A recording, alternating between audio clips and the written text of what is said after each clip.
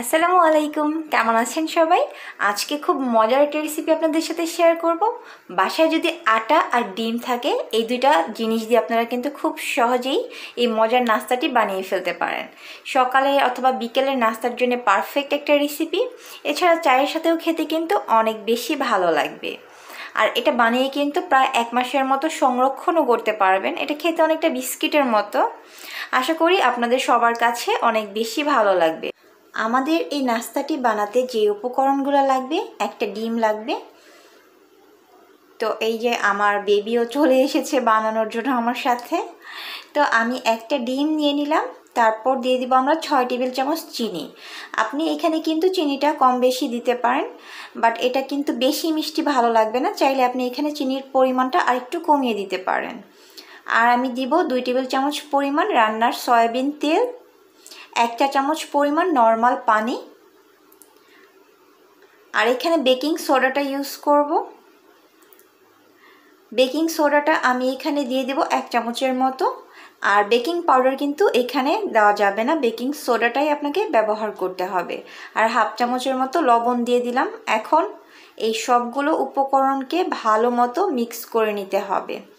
চিনিটা যতক্ষণ পর্যন্ত না গলে যাবে ঠিক ততক্ষণ পর্যন্ত এটাকে আপনি এভাবে হ্যান্ড উইক্স অথবা চামচের সাহায্যে ভালো মতো মিক্স করে নেবেন। তো আমার চিনিটা কিন্তু গলে গিয়েছে। এখন আমি এখানে অল্প অল্প করে আটা দিয়ে এটাকে একটা ডো তৈরি করে নেব। আমরা যে নর্মাল রুটি বানাই, রুটির থেকে কিন্তু এই ডোটা আরেকটু নরম হবে, একটু স্টিকি টাইপের হবে। তো আমার এখানে প্রায় 2 কাপের মতো আটা লেগেছে, এই যে আপনারা দেখতেই পাচ্ছেন। এটা একটু আমি যে বললাম, এখন এটাকে কিন্তু আর মথামথির কোনো দরকার নেই। জাস্ট আটাটা মিক্স করে এখন আমরা এটাকে একটু হালকা একটু মথা দিয়ে তারপর আমরা বিস্কিটের শেপটা করে নেব। তো এটাকে বেশি মথার দরকার নেই, জাস্ট এইভাবে একটু করে নিলেই হয়ে যাবে। একটু ময়দা অথবা আটা ছিটিয়ে নেবেন, এতে হবে কি নিচে লেগে যাবে না। আর আপনারা চাইলে কিন্তু এখানে আটার পরিবর্তে কিন্তু ময়দা দিয়েও তৈরি করতে পারেন। এখন এটাকে আমরা বিস্কিটের শেপ দিয়ে নেব। আর এটাকে কিন্তু মোটা করে বেলতে হবে, পাতলা করে কিন্তু বেলা যাবে না। তো আমি এখন এটাকে একটু বেলে নিচ্ছি, আর এইভাবেই কিন্তু বেলতে হবে লম্বাটে শেপ করে।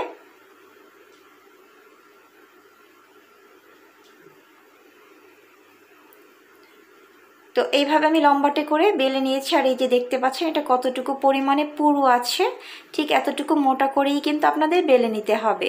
এখন এই চারপাশের সাইডের অংশটুকু আমরা কেটে এভাবে একটু সমান করে নেব, এতে কিন্তু শেপগুলো সুন্দর হবে।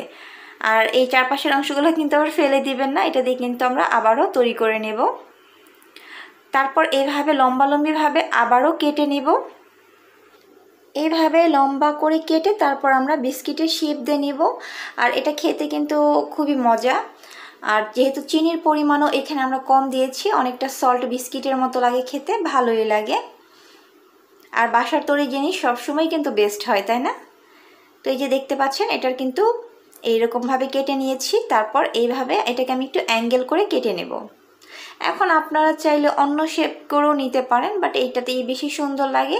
আর এটা যখন আমরা ভাজবো তখন কিন্তু এটা ফুলে আরও ডাবল হয়ে যাবে, যেহেতু এখানে বেকিং সোডা ইউজ করা হয়েছে। তো এইভাবে কেটে নেবেন আপনারা। সো এখন এইভাবে আমি সবগুলা কেটে নেব। আমার সবগুলা কাটা শেষ হয়ে গিয়েছে, এখন এগুলোকে ভাজার পালা। আর এটা কিন্তু অবশ্যই ডুবো তেলে ভাজতে হবে। একটা ছড়ানো একটা এরকম ফ্রাই প্যান বা কড়াইয়ে একটু বেশি করে তেল নিয়ে তারপর এটাকে ভাজতে হবে। আর তেলটা কিন্তু যখন দেখবেন মিডিয়াম তাপমাত্রার মতো গরম হবে তখন এগুলাকে ভেজে নিতে হবে। আর এটা দেওয়ার পরে মিডিয়াম টু লো আঁচে ভেজে নিতে হবে। হালকা আঁচে এটাকে আপনি আস্তে ধীরে ভাজবেন, এতে হবে কি ভেতরটা খুব সুন্দর করে ভাজা হবে। আর যদি আপনি তাপমাত্রাটা যদি প্রথম থেকেই বাড়িয়ে দেন তাহলে উপর থেকে কালারটা কিন্তু খুব তাড়াতাড়ি চলে আসবে, বাট ভেতরে কাঁচা থাকবে। সো চুলার আঁচটা একটু কমিয়ে তারপর এটাকে সুন্দর করে গোল্ডেন কালার করে ভেজে নেবেন। আর এটা কিন্তু আপনারা চাইলে এই যে এখন যে কালারটা দেখতে পাচ্ছেন এইভাবে ভেজে নিতে পারেন, অথবা আরেকটু একটু কিন্তু ডার্ক কালার করে ভেজে নিতে পারেন। যদি একটু বেশি ডার্ক কালার করে ভেজে নেন তাহলে এটা খেতে বেশি মুচমুচে হয়, একটু শক্ত টাইপের হয়। আর যদি একটু কম করে ভাজেন তাহলে একটু নরম টাইপের হবে, বেশি মুচমুচে হবে না। আমি দুই রকম করেই ভেজেছি, একটু বেশি করেও ভেজেছি আবার একটু হালকা করেও ভেজেছি।